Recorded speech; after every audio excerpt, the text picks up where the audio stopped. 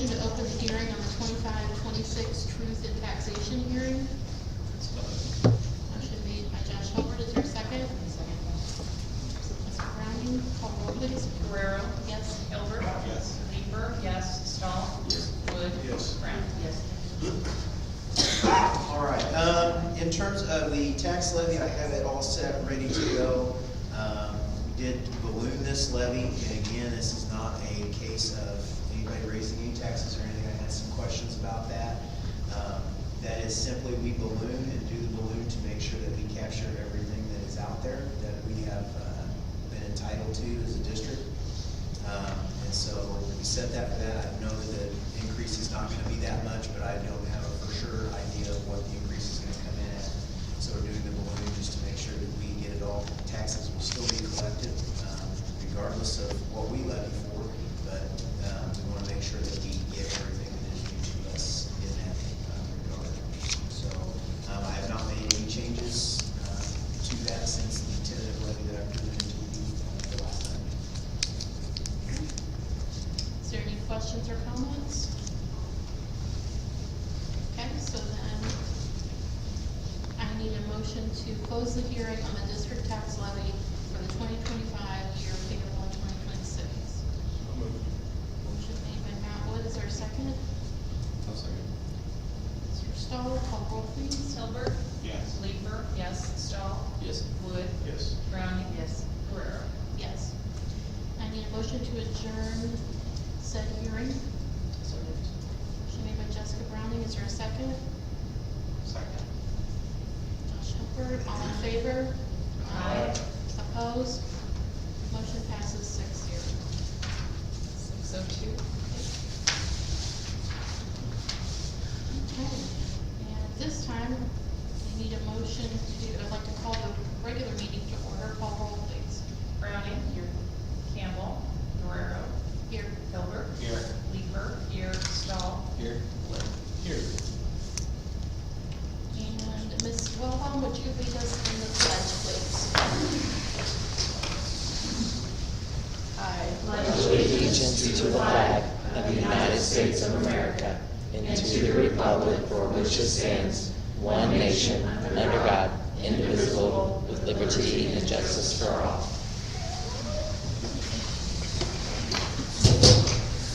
We have two visitors this evening. Yes, we have Chief Colin Heisler with the United Fire Department here to address the board. So, if you don't know me, I'm sure most of you do. I'm Colin Heisler, Fire Chief. I just wanted to come up, this is Donovan Webb. He's our assistant chief. So we just kind of want to come up as a department to see if we could utilize the land north of the firehouse. In the last couple of weeks, we were told that we could potentially acquire some containers that we could use to train in and have actual live fires and our guys do some heat. The only issue that we have is we only own about 15 feet off of our building coming towards the school. And honestly, we're not going to use much past that 15 foot. The standard container wide is only about 9 foot. Whenever you open the doors, and I believe we would be getting a couple 40-foot containers and 20-foot containers to stack up. And of course, we would have to put some gravel down to make sure that those units are secured. They're not going to go anywhere. But so yeah, we're just coming up just kind of talk about some options and see where we can go, because it's kind of a situation where if we can't work together, then we're definitely not going to be able to acquire these, and we're getting them for free. The only thing we have to do is move them from Harristown's firehouse. And I'm sure you guys have driven by there and seen their container system already stacked up. Only thing we have to do is move them and pay to move them. So kind of working with our insurance on some things right now. So just, do you guys have any questions for us, or?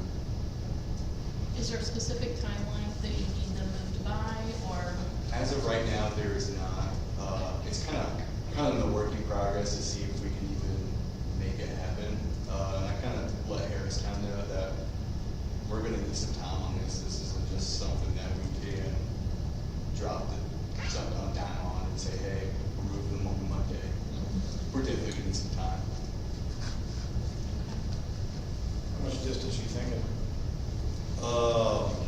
Altogether, I think away from the firehouse, I think we could potentially, just to, I would say safely, maybe 45 feet. I mean, Yeah, because we'll want some space between the structure and where we're gonna put the containers. So Is that 45 beyond the 15 that you already own, or you think 45 total? 45 total. So you just. Yeah. Yeah. Okay. And if you, I guess our question's gonna probably lie within, liability. Mhm. As far as, like, have you been able to check with the insurance yet, just on our end? So I've just checked with the attorneys, currently. I haven't checked with the insurance, on that, but the attorneys have told me, if it's a situation where you get reduced, there's a lot of different ways we can do that. We could look at some kind of permitting option.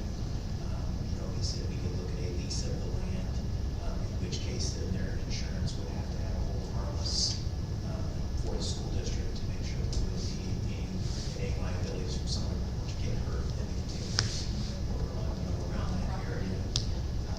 But he said that can all be worked out if we decide to go that route.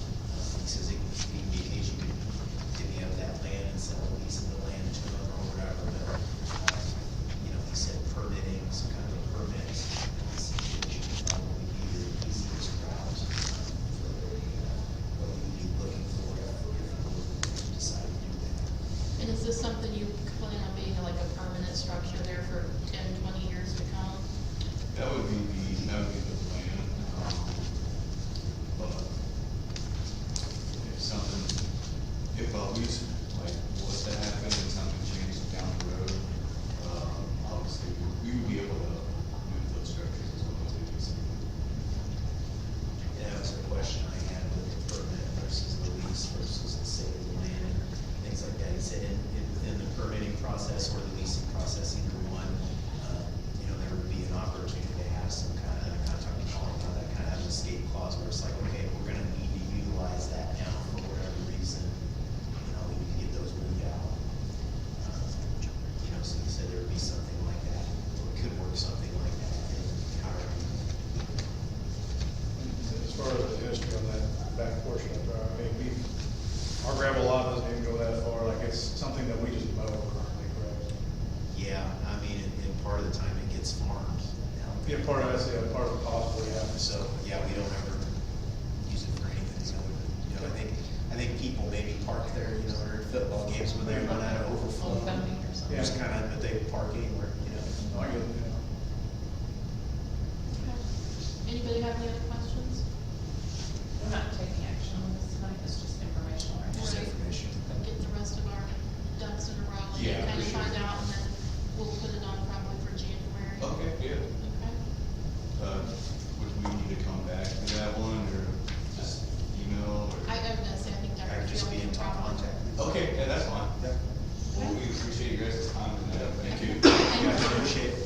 Thanks, guys. See you guys. See you. Okay, I need a motion to enter closed session for the reasons stated on the agenda. So, Motion made by Matt Woods, or second? Second.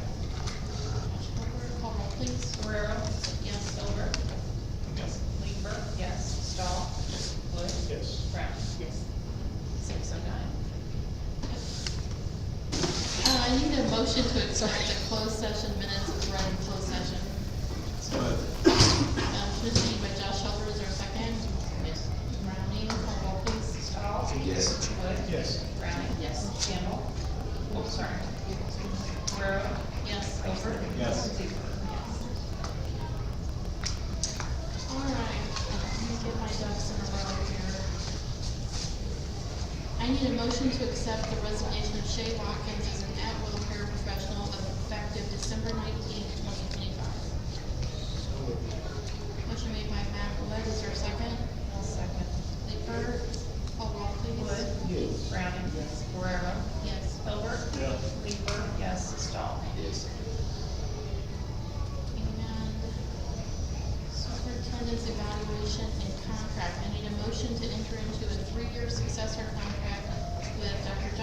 Hatfield as Sangamon Valley CUSD number 9 superintendent, effective July 1, 2026.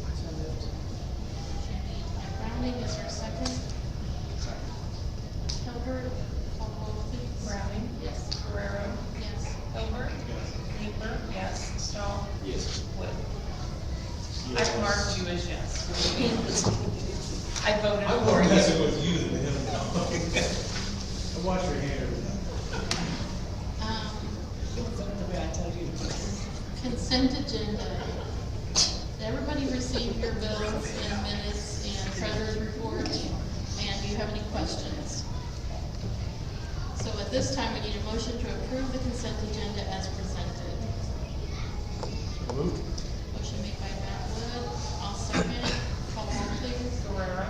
Yes? Hilbert? Yes. Linger? Yes. Stahl? Wood? Yes. Brown? Yes. And as far as the IASB update, reminding people the next round of division meetings will start in mid-February and go through March. If anybody would like to attend, it's on the events calendar.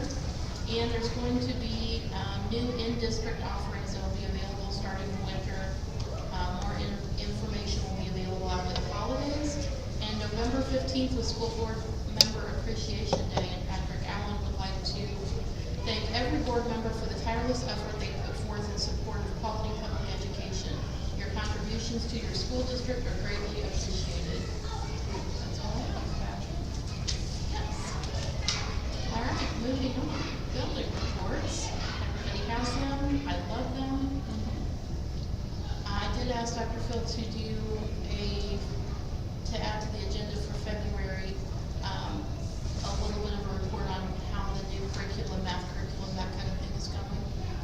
So that was kind of my only addition to building information. I guess that won't really touch middle school and high school, but the two elementaries. And any of you have anything to add that wasn't in your report? I can't remember if I put the esports team. We had our first meeting, so we had like almost 35 plus kids show up. So they're very thankful of you guys approving that, and I just let them know stuff's been ordered, so it's en route. We're gonna meet again in January and start planning on which games they want to enter. But we had a large amount of people show up, which is awesome. So they're very excited. So and a lot of people from freshmen to seniors. So about even almost every grade level. So. Season's still open or no? Yeah, it's pretty much like all year, because you can do like the competition through the league, but they'll have in the spring, I think it's when they do their like regional sectional up in Bloomington or something like that with the IHSA. So I saw some chat one. yeah, there's I think there's different league competitions throughout the year, so I'm not sure like which one that would have been. And again, I'm still teaching myself that, so I'm not a big gamer, but the learning curve on that. But yeah, I think IHSA still open, and their big stuff's in the spring. If they wanna do old Mike Tyson's punch out sometime, I'd be happy to see if I can dust my skills off. I'd have to throw away back in front, so. Okay, so superintendent. Bus facility update, just have an update for today, right before a meeting. I got an email from the engineers, and they're about 95% done on the site plan. We're looking at that, so we're getting closer. They've got site grading and stuff done, I think, and got placement of things. So we're getting down to, concrete pads, ramps, whatever, in front of the doors, which is nice. The builders have sent us an initial design, but they still have some moving around on the office and stuff. We're placing it there to take care of that, but he's hoping to get something done for us pretty soon. They had some issues with their program, and so their engineers couldn't do designs because the new program wasn't operating properly. So a lot of stuff going on there, but we're hopefully on the move, and we'll have something that we can get a more solidified plan for the spring.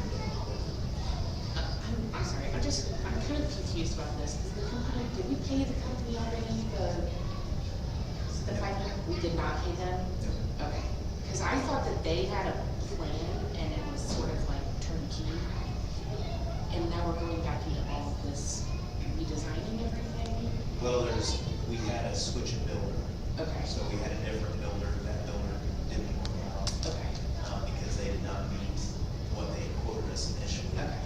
so, but with a different builder, so the new builder's kind of taking those plans, and it's basically the same design.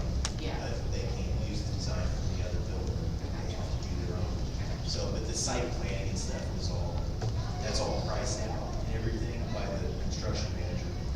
But then he is working then with the actual vendors, contractors that do those things to do. So he takes the estimates, they, have to meet whatever estimates that he has, process it through, so shouldn't change that portion of it at all, should all follow what his estimates were, what he bid out to us. So this new builder is going to meet the numbers we had before. Correct. So, and that should be good to go. But it was, he was working with Lumiere first, and the Lumiere thing, that was a weird thing, the guy that we were talking to was no more with the company. And they said, well, like the college, he was not doing the daily wage and stuff. And he said, well, that's not gonna work for us. So he went with Sturdy Built, which was another guy that he worked with here too. So Sturdy Built is actually a builder that he is working with on his own. So hopefully they get a little more done here in the next week or so. I can give them another update with where we're at there until we get the ground and the weather to cooperate. We're probably at a standstill with getting anything actually out there yet. Sturdy, Yeah. they're solid. Racino update, I attended a presentation, but I sent you a note about here recently. They did out at the Decatur Country Club. They were reviewing the legislation which has already passed through the House, through the Senate, and now it is on to the House. They had Senator Turner there, Representative Gearing, several like mayors, other local officials, contractors, people there, and they were just kind of talking about, what their plans are for the development, and that nothing really can move forward until they are able to get it through the legislature for the first step. And then they said if that happens, they will then go full board press to press on and try to get things done. They touted that they would, be adding 300 full benefit living wage jobs, using union labor to build the facility, do all the paving, everything that needs to go on with that. And then also they discussed a lot of the agricultural economy things that they think will be beneficial to the area. One of which was something I didn't really think about, that there is a horse breeder in Sherman that is banking a lot on this, actually going through and does harness racing, which I think must be Cardinal Brothers. They didn't name out, but that's the only one that I can think of that would have that kind of operation. So interesting stuff. Again, we'll see how everything shakes out. Representative Gearing said that she's only been in the legislature for 1 year. She said there's 3 days or 4 days in in January that they come in. And she goes, from her experience of the 1 year that she's done it, there's not a whole lot that gets done. So they're not back in again until maybe the end of March. And she goes, really it's all up to the Speaker of the House as to who gets to call what up for a vote. But they seemed hopeful that they had a large majority in the Senate, and maybe the promise of these things that they're talking about will push that forward. We'll see what happens. They haven't technically taken the spot. They're not going to put the flag in the ground until we know. We just know one of our areas is one of the locations.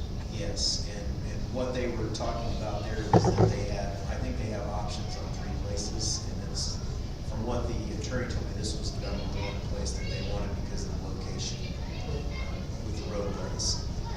So that's what they had a picture of with the mock-up of the development on the poster there. I took a picture of that, I was gonna send it to you guys if you want to look at it.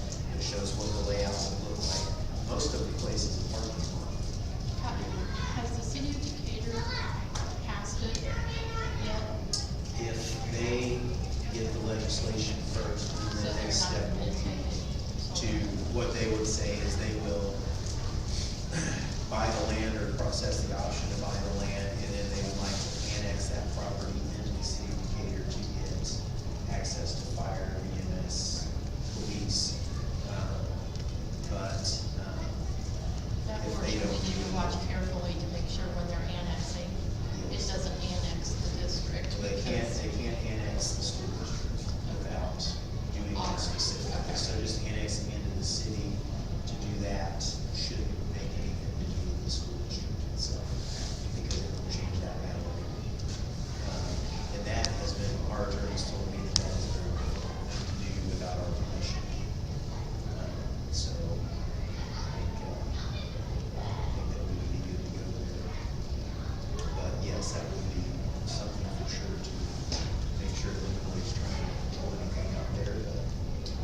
approached by one person in the neighborhood there.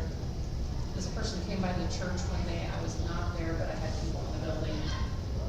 They didn't make it clear if this person was gonna call me or gonna come back by, or if I was supposed to check with them. I haven't yet. I'm pretty confident they're not gonna be there. So, I don't know what to tell. We don't know anything yet, but I've been approached. So that. So, we'll see what happens there. I know, there's not a whole lot of telling how things will shake out. And they said that, they were getting a lot of blowback from the folks with the local gaming establishments.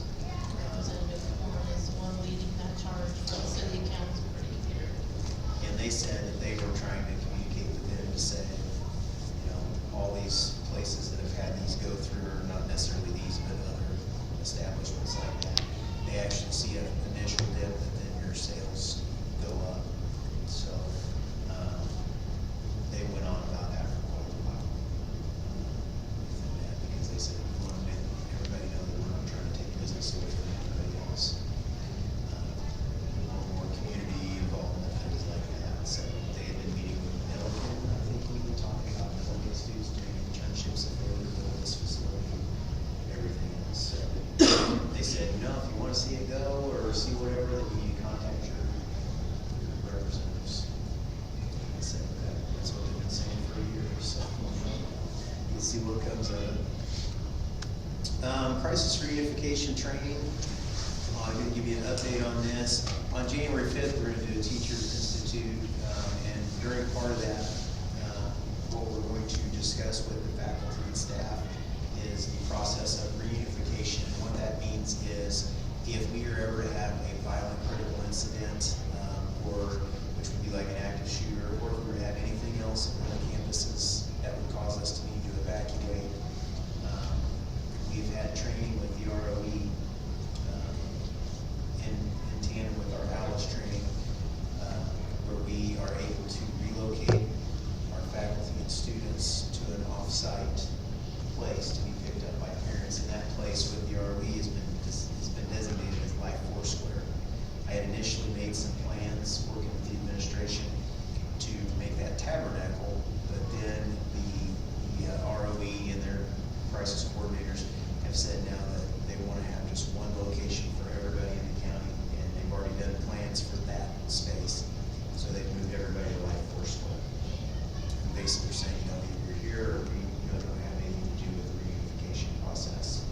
So we've redesigned our plans, and we're gonna have the ROE come in and kind of talk about how that will look before we start doing any kind of exercises with the faculty. We just want to kind of give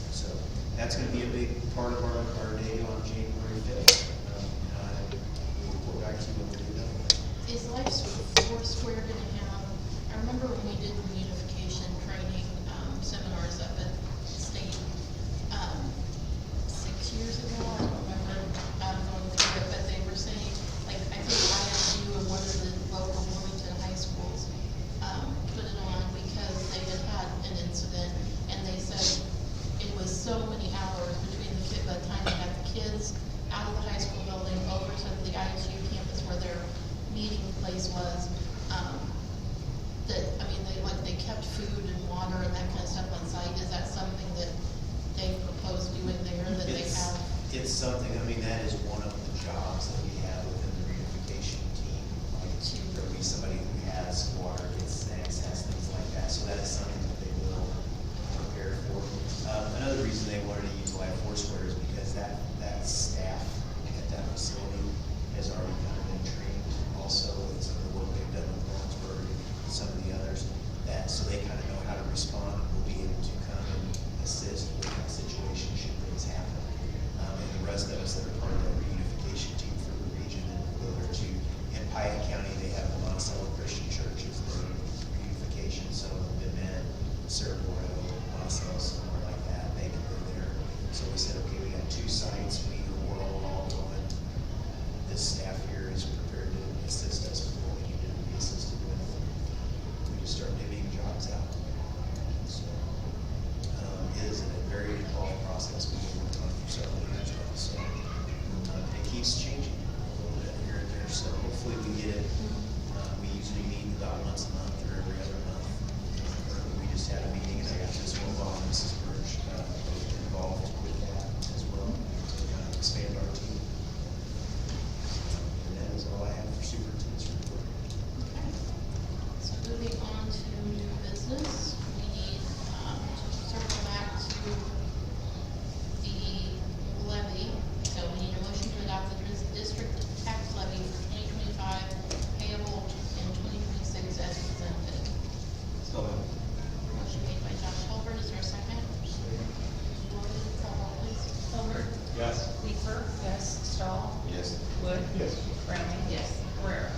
Yes. This is our 10-year anniversary of our health life safety survey. And I received our proposal from BLDD Architects.